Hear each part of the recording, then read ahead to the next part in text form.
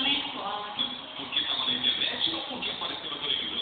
Ah, os dois. Você se viu em alguns programas, né? Aqui foi o primeiro a apresentar. E o Diego, eu esqueci uma peninha de você, mas é muito engraçado. Olha lá, foi um pedacinho magro, foi ele, olha lá. Ele chora me engano, olha lá.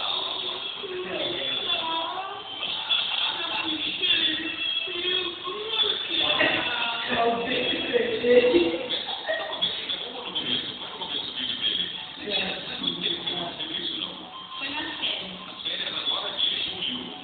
Mas você poderia ser mais novinho ali. Foi agora, recente, então. A mãe tá aí? Vê, a mãe vem aqui, mãe, vem aqui. Deixa eu trazer como vai. Bem-vinda. Tem quantas altura? 1,74. Ih, baixinha, perto da Tigrete de ver ali, né? Tigrete não, né? Tá no tempo. 2,6, muito bonita, Elisane, é linda. Você vai conhecer, você vai ver o tamanho dela. Você tá pronto, bebê? Ficou assustado, mãe? Vem aqui do meu lado. Ficou assustado na época, não? Eu fui do quê? Quando ele fez o vídeo, já estava medicado. Já estava medicado. Então abaixou um pouco, estava pior. Estava pior, você é alérgico. Você tem dúvida? Vamos ver o vídeo, olha lá. Foi lá. Meu nome é Angelica.